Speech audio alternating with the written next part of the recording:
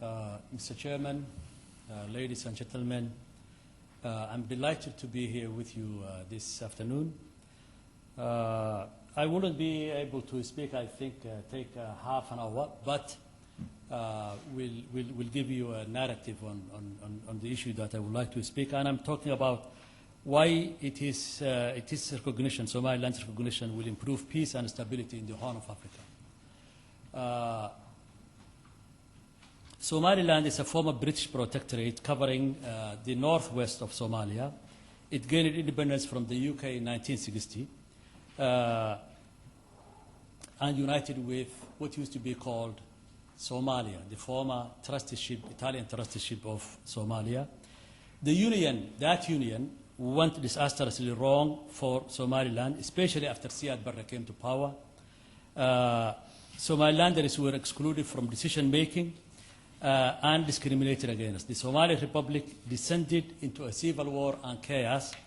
The Somali Republic descended into a civil war and chaos in which the main centers of population of Somaliland were completely destroyed. Richard Darwin of the Royal African Society, who has covered many wars, recently described Hargeisa following its bombing by the Somali Republic, Somali Air Force, as the most comprehensively destroyed city he has ever seen. The Somali national movement and the elders and people of the country resolved the appalling conditions of Somaliland when Somaliland was liberated in 1991. This state is a reversion to the independent state of Somaliland of 1960, within the same recognized boundaries as the 1960 state. In other words, Somaliland has not seceded from Somalia, but reverted to the status quo ante. Somaliland's independence has been endorsed enthusiastically by the people of Somaliland. In May 2001, Somaliland held a referendum in which 66% of those eligible to vote participated and 97% of votes cast approved the Somaliland Constitution. Article 1 of the Constitution affirms Somaliland's status as sovereign and independent state. The referendum was observed by international observers, including from the European Union, from South Africa, from Washington Initiative, and Initiative and Referendum Institute, who concluded that the referendum was conducted fairly and honestly. An AU fact-finding mission went to Somaliland in 2005, acknowledged that Somaliland's independence does not set a precedent for the redrawing of colonial boundaries in Africa, because Somaliland has simply redeclared itself an independent state within its former colonial boundaries. And in that context, there is an article in the African Union former OAU Charter that said colonial boundaries ought to be maintained as far as the boundaries within the African states are concerned. Since 1991, Somaliland has built up effective government and state institutions, its own currency, and an effective rule of law. Somaliland is a functioning democracy. Presidential elections were held in 2003 and parliamentary elections in September 2005. Again, internationally monitored.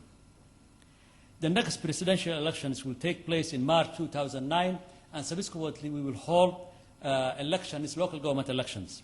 Somaliland is getting funding and support from the EU for these elections. Somaliland's independence, Somalilanders' desire for independence cannot be negotiated away. The government and people of Somaliland will continue to press for recognition as long as it takes. This is a matter of self-determination and a union from which the marginalized party wishes to withdraw, as Slovakia withdrew from its union with the Czech Republic. There will be no sustainable solution to the Somalia issue without a solution to the Somaliland issue. Nor will the possible cause of conflict in the Horn of Africa be addressed without a solution to the Somaliland issue. IGAD, the AU, the UN Security Council, and the Somalia Contact Group must attend to the Somaliland issue as well as the problems of the South. Somaliland is deeply concerned about instability and conflict in southern Somalia and supports the efforts of the international community to bring peace and security to southern Somalia. Somaliland is committed to a peaceful and open relations with Somalia and stands ready to talk to any government in Mogadishu that is in a position to resolve the issue of the status of Somaliland. Somaliland also stands ready to share its experience of bottom-up reconciliation approach and democracy building with its southern neighbor. Somaliland is actively pursuing recognition of its independence. We know that our most important task is to win support in our region and more widely in Africa. We are promoting Somaliland's case diplomatically with African countries and promoting African Union engagement with the issue. We also engage diplomatically with the UN Secretary General's Special Representative for Somalia and Somaliland, the UN Secretariat, the Security Council, and all interested parties on the Somalia issue, including, among others, IGAD, the US, European Commission, UK, Norway, Italy, France, and the Arab League. Somaliland lacks international status directly. Somaliland's lack of international status directly impacts on its development. Somaliland is denied full bilateral development assistance and access to international financial institutions. Domestic businesses are hampered by the lack of conventional banking, and foreign businessmen and investors deterred. Somaliland is denied its legitimate voice to advocate its economic interests. Somaliland's peace, stability, and democratic development cannot continue without economic development. The development needs of more than 3 million people in one of the poorest parts of Africa must be addressed. Somaliland is rich in natural resources and has the capacity for substantial economic growth given resolution of Somaliland's status and a better environment for foreign and direct investment. Somaliland is requesting that international donors run ring-fenced development assistance programs in Somaliland. Sweden proposed this. France has promised now that they give direct budgetary support to the government of Somaliland and that they support full access by Somaliland to the international financial institutions. There is a limit to what the government of Somaliland can achieve on a budget of US dollars, not more than 50 million US dollars. The rise of fuel and food prices globally is hitting Somaliland hard and has eaten up at least 40% of the government's budget this year. Ethiopia is increasing the amount of trade it puts through our port at Berbera. The road infrastructure from Berbera is completely inadequate for the growing heavy traffic on it. Developing the Berbera corridor is the single most important assistance that the economy of Somaliland requires.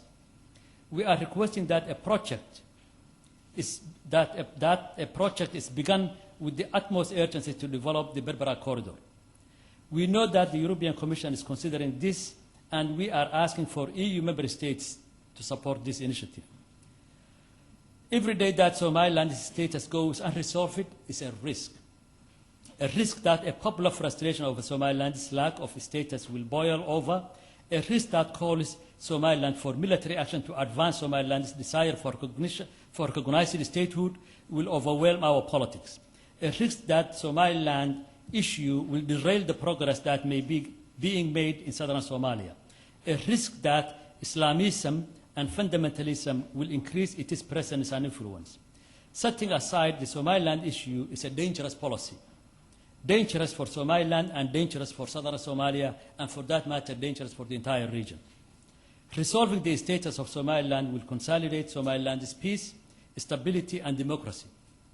It will be good for the security of southern Somalia, what used to be called former Italian Somalia, to have a stable neighbor and to remove a possible cause of conflict.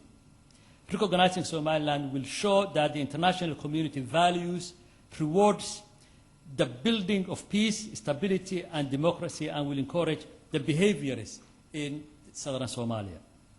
We do ask, of course, a fully fledged recognition, but also we do ask for international and bilateral support in getting a process started to resolve Somaliland's status.